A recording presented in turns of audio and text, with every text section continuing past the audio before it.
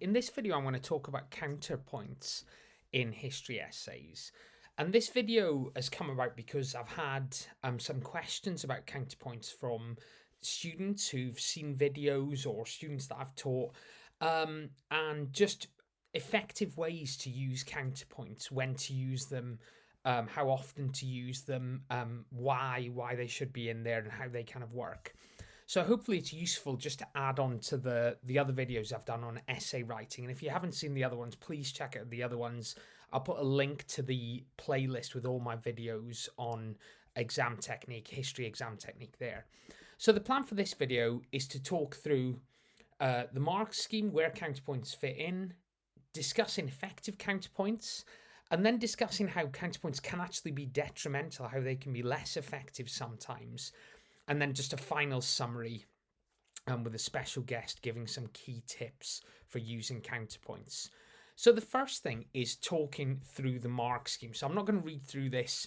You could look at this for yourself. This is the edXL A-level history mark scheme, the top level. So this is what you need to do to get an A star in terms of edXL A-level history essays. And obviously I'm talking about regular essays, not source questions or interpretations, just the regular essays.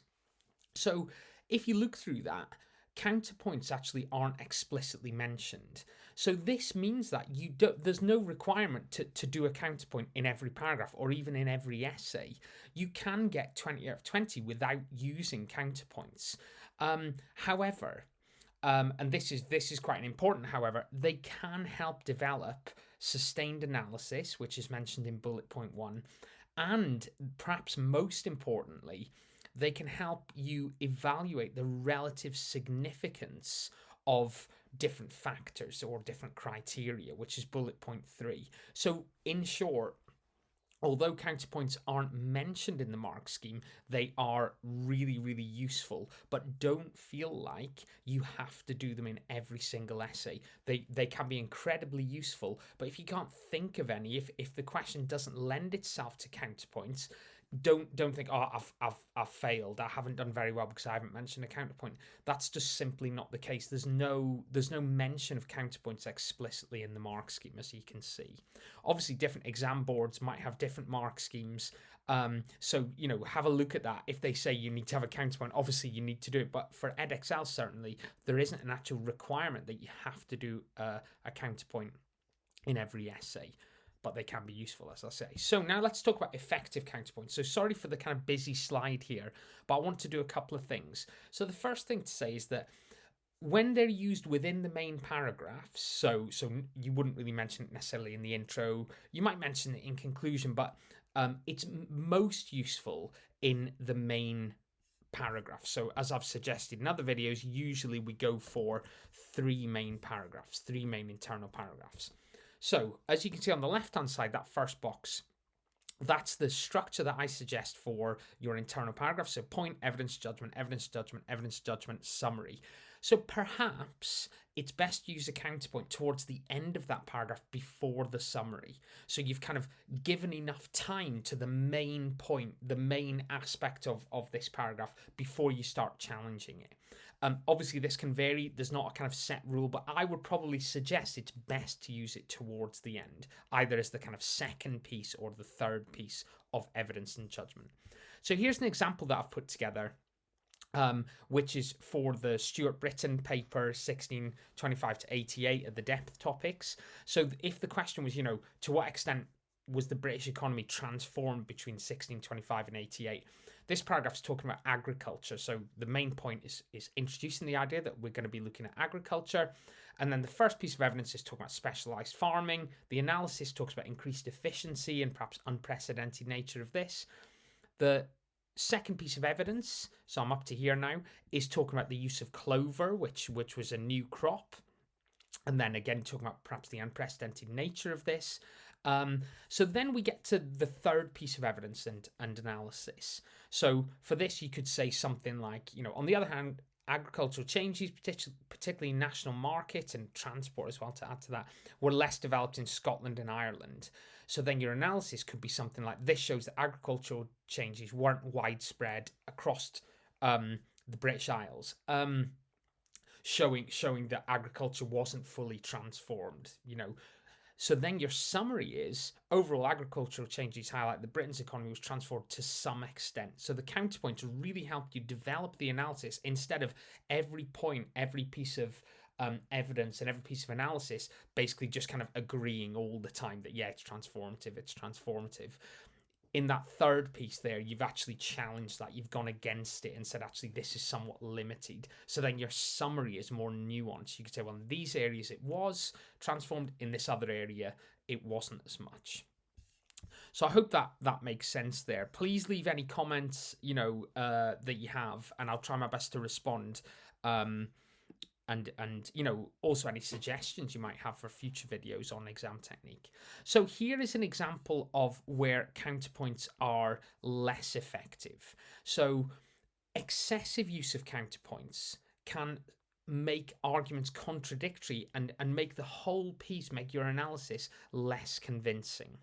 Okay, so here's a question on that I've just kind of made up on. This is the kind of civil rights in the USA paper, 1850 to 2009. And let's say the question is on topic 4, which is the depth study of the 50s and 60s. And the question, say it was something like, how far do you agree that the civil rights movement was the most important cause of the 1964 Civil Rights Act?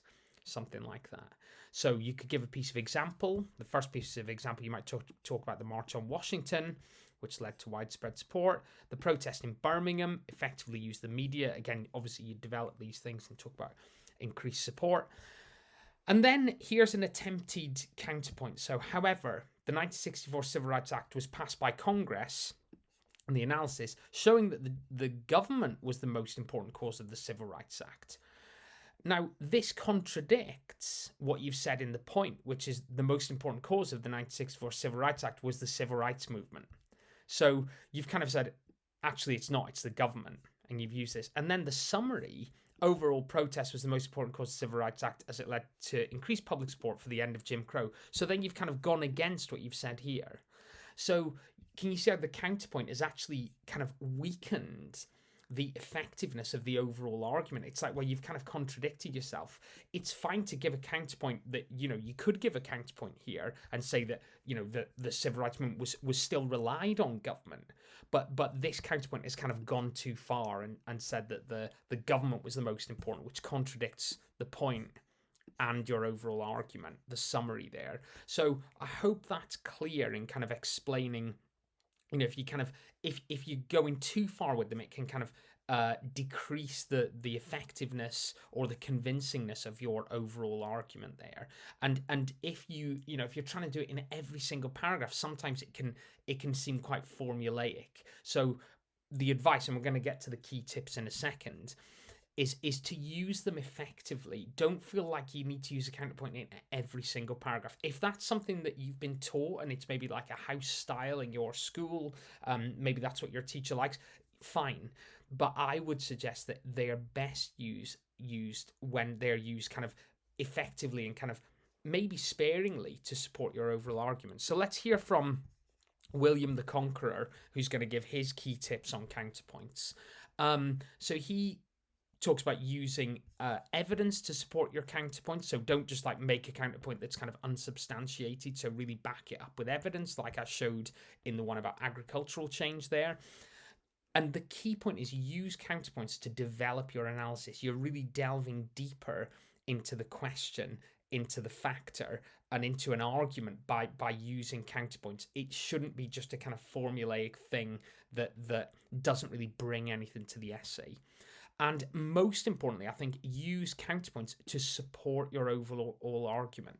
So they can be used to link back to your overall argument. So you can say, here's a limitation of factor X, which shows that factor Y is the most important.